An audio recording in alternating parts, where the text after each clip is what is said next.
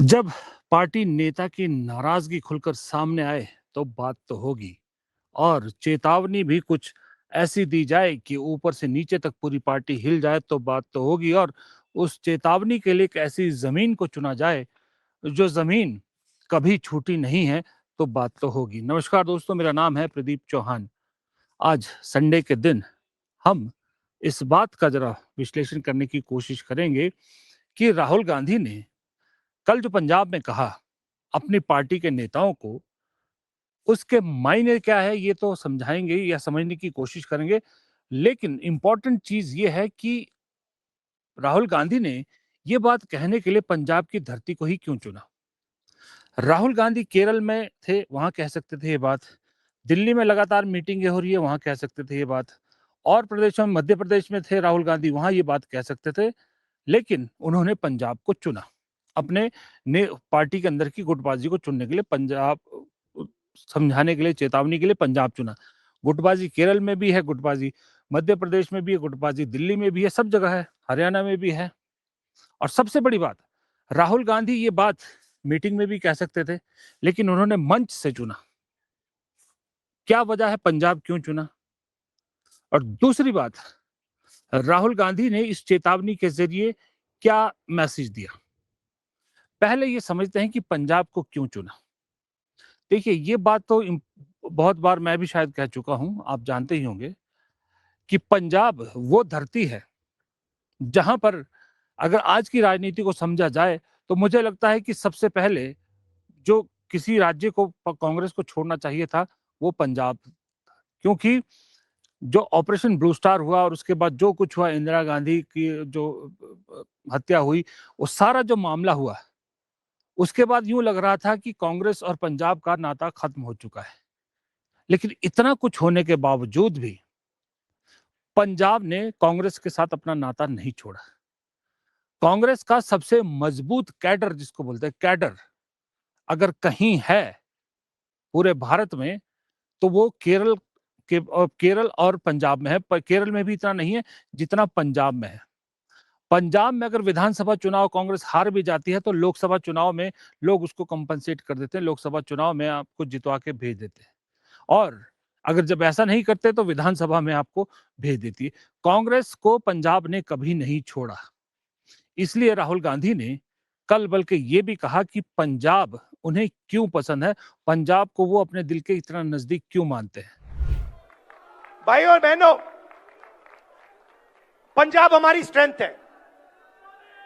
मैं जब यहां आता हूं, मैं आपको बता रहा हूं, मुझे इतना मजा आता है क्योंकि मुझे हिंदुस्तान की शक्ति, हिंदुस्तान का फाउंडेशन यहां दिखता है। आप हमारे रक्षक हो, आप हमारी नींव हो, हमारे प्रोटेक्टर हो, और हम आपसे प्यार करते हैं।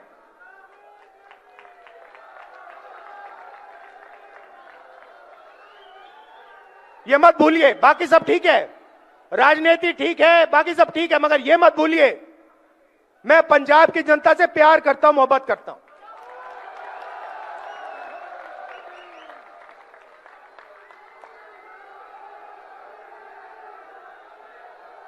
वो पूरी बात है। अगर शायद कभी मैं किताब लिखूं तो मैं आपको गहराई में बता दूंगा, मगर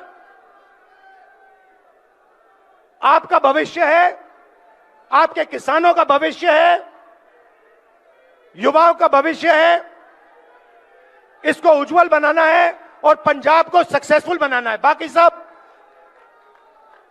ये करना है हमें। अब सवाल उठता है कि राहुल गांधी ने पंजाब को दिल से इतना लगा रखा है, क्या इसीलिए उन्होंने मंच से चेतावनी दी अपने गुटबाज वाले नेताओं को? आप एक बार वो चेतावनी भी सुन लीजिए। कांग्रेस पार्टी को भी मैं मैसेज देना चाहता हूं, काम टीम वर्क से होता है,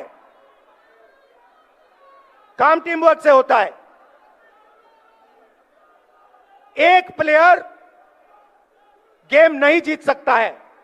हमारे पास पूरी टीम बैठी है और मैं आपको मैसेज देना चाहता हूं सबको, खारगे जी के साइड से, मेरे साइड से, भैया टीम प्लेयर बनो नहीं तो हम तुम्हें रिजर्व में बैठा देंगे। चाहे आप कितने भी बड़े हो, मैं बता रहा हूं, चाहे आप कितने भी बड़े हो, पार्टी से बड़ा कोई नहीं है। आप टीम प्लेयर बनो,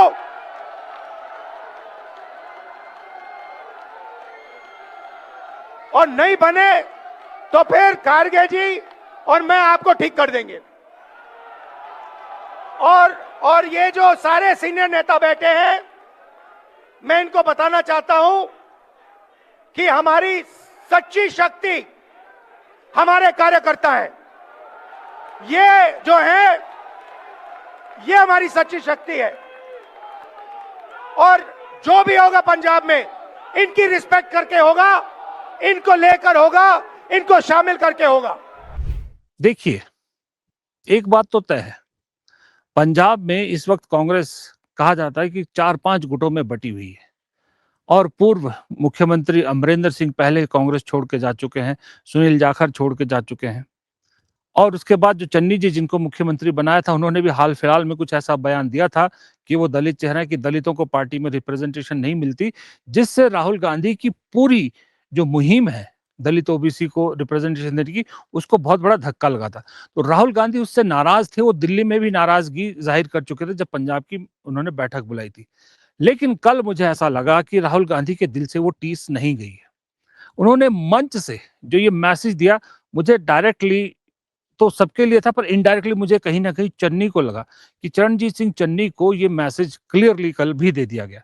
इसके बाद अगर आप देखेंगे, जब मीटिंग खत्म हुई उसके बाद अलग अलग नेताओं ने रिएक्शन दिए मीडिया हाउस में, और बहुत से नेता खुश थे इस बात को लेकर, राहुल गांधी की इस बात से लेकर बहुत खुश थे, जो खास करके क्लेमेंट नहीं है, मुख्यमंत्री के दावेदार नहीं है, जो किसी गुट को हेड नहीं करते। लेकिन चन्नी का रिएक्शन थोड़ा सा नॉर्मल सा था, मतलब मेलोडाउन जैसा था। तो उससे भी मुझे लगा कि चन्नी को भी ये बात कहीं ना कहीं समझ में आ गई कि ये मैसेज उनके लिए था। लेकिन चन्नी के बहाने तो जितने भी वहां गुट है, सबको ये क्लियर मैसेज दे दिया गया। लेकिन सोचिए, कांग्रेस में राहुल गांधी ने चेतावनी दी अपने पार्टी के नेताओं को, खलबली मची दूसरी पार्टियों में। दूसरी पार्टी के नेता बयान दे रहे हैं कि पंजाबियों का अपमान कर दिया, ये कर दिया, वो कर दिया। ये क्या बात हुई भाई, पंजाबियों का अपमान कैसे कर दिया? उन्होंने तो अपनी पार्टी के नेताओं को कहा।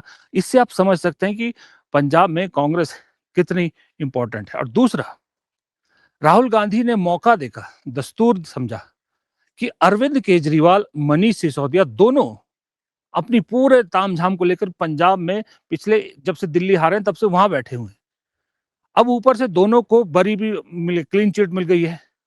अब वो तो बोरिया बिस्तर लेके अब तो कट्टर ईमानदारी का ढोल पीटेंगे वहां पर जाके। और ऐसे में अगर कांग्रेस गुटों में बटी होगी तो कैसे फिर आम आदमी पार्टी का मुकाबला कर पाएगी? क्योंकि आम आदमी पार्टी को तो इनडायरेक्टली बीजेपी का भी समर्थन है, इनडायरेक्टली बहुत समर्थन है बीजेपी को, ताकि कांग्रेस सत्ता से दूर रहे। अब ऐसे में अगर आपस में ही लड़ते रहेंगे तो जाहिर सी बात है वहां बड़ा मुश्किल हो जाता है कांग्रेस के लिए। इसलिए राहुल गांधी को मंच से लोग चेतावनी कह रहे हैं, मैं तो धमकी कह रहा हूं, मंच से ये धमकी देनी पड़ी, और ये धमकी बड़ी दुरुस्त कैसे है वो भी आगे बताता हूं। दूसरी बात कि राहुल गांधी ने इस मैसेज के जरिए क्या किया, अगर आपने देखा सुना, राहुल गांधी ने जो कहा कि इंपॉर्टेंट सामने बैठे वर्कर हैं, मंच पे बैठे नेता नहीं। राहुल गांधी ने पहली बार एक जबरदस्त स्टेटमेंट दी है।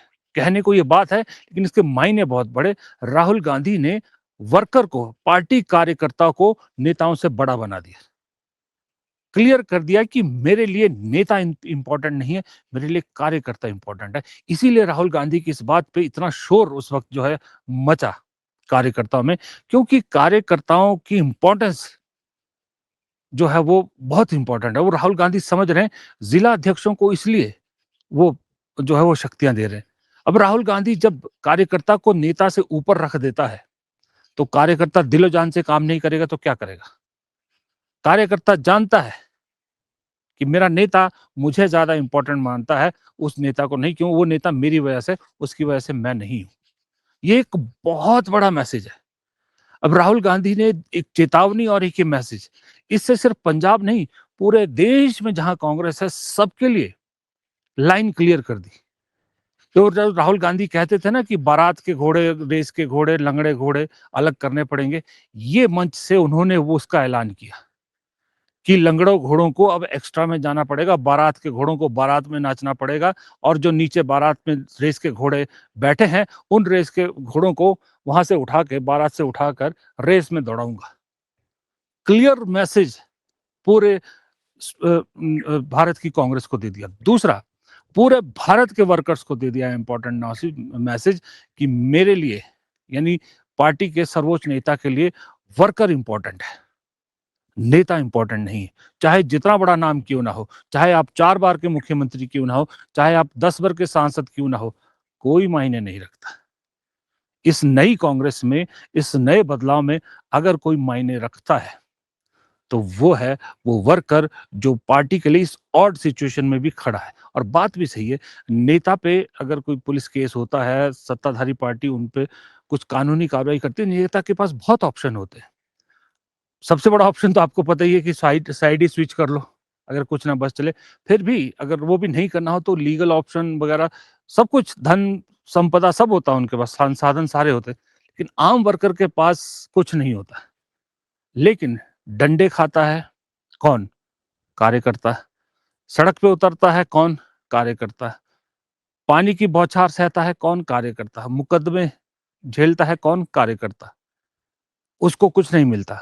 लेकिन ऐसे में अगर नेता कहे कि आप बहुत इंपॉर्टेंट हो मेरे लिए, तो उसे और कुछ नहीं चाहिए होता। ये कार्यकर्ता का एक मेंटल वो है। कार्यकर्ता को सिर्फ प्यार और इज्जत चाहिए होती है। खास करके उस कार्यकर्ता को जो एक नफरत की विचारधारा से लड़ रहा है, पूरे देश में नफरत की विचारधारा को जो काटने की कोशिश कर रहा है, अगर उसे इज्जत और मान मिलेगा तो उसके लिए उससे बड़ी दौलत कोई नहीं है।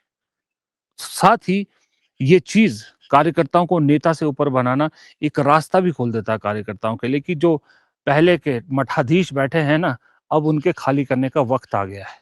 जो काम करेगा, जो अच्छा काम करेगा, जो जनता के बीच जाएगा, उसे मौका मिलेगा, वो मंच पर आएगा।